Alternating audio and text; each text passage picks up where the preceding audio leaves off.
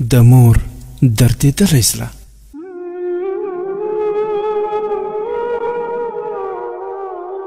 د مور له لاس نه د شیدو ګیلاس په ځمکه ولوېد او مات شو. زوی یې په مور باندې وربرک شو او خپل زړه یې ورباندې تش کړ چې ګیلاس دې ولې مات کړ، او بیا د غصې په حالت کې له کوټې ووت.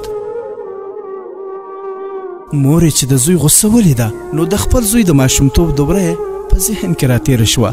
د خپل زوی ماشومتوب او ځوانۍ باندې یې زغلن د نظر تیر کړ او ډېره خفه شوه.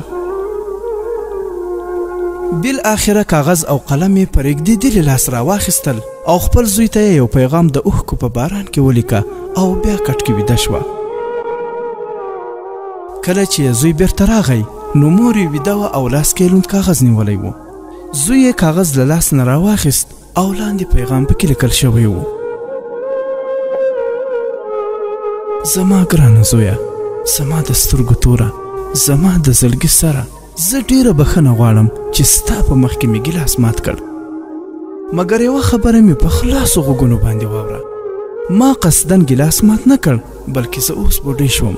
ورځ تر بلې مې بدن کمزوری کیږي، د سترګو نظر مې کمیږي، لاسونو او پښو کې مې هیڅ قوت نشته. زما لاسونه ریږدي، مړۍ چې خولې ته پورته کوم په سینه مې رالویږي.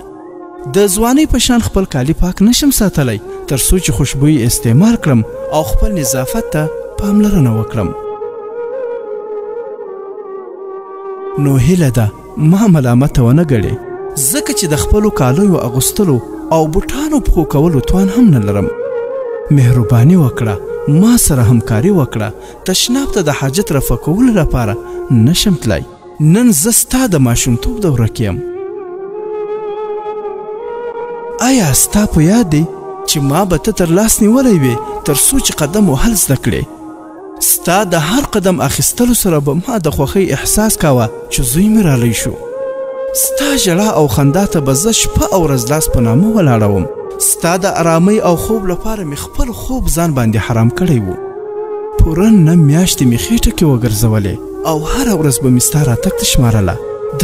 درجن امیدونه مې په تا پورې تړلي وو. زما کمزورۍ پورې مه خانده، دا وخت په تا هم راتلونکی دی. که غواړې چې ستا بچیان ستا سره نیکه رویه وکړي نو نن ما سره ښه رویه وکړه. پوه شه چې نور مرګ ته په انتظار یم. یو څو ورځې ژوند به نور هم در سره وکړم، مګر یوه ورځ به له تا نه جدا شم.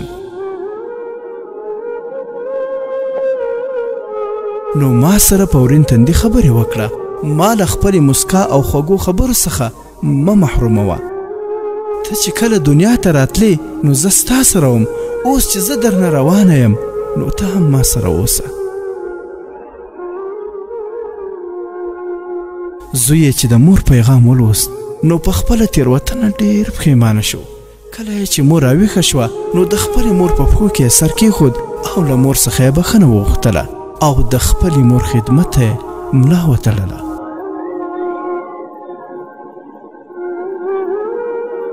ګرانو دوستانو، د مور و پلار سره نیکي او بدي کول یوه کیسه ده چې ته به یې په خپله لیکې او ستا بچیان به یې بیا تا ته روایت کوي. نو اوس خوښه ستا ده که ځان لپاره ښه رویه خوښوې او که بده، څه چې کرې هغه به ریبې. ستا سپېڅلی قدم لاندې جنت عالیشان دې نعمتونه پکې هم د رضا د سبحان. ستا وعظمت ته سلام، مقام اوچت ته سلام. ستا له لمدکو سترګو لوګی دنیا شموري، ژوندون مې ستا شموري، خوښي مې ستا شموري، غم دې فنا شموري، غم دې فنا شموري.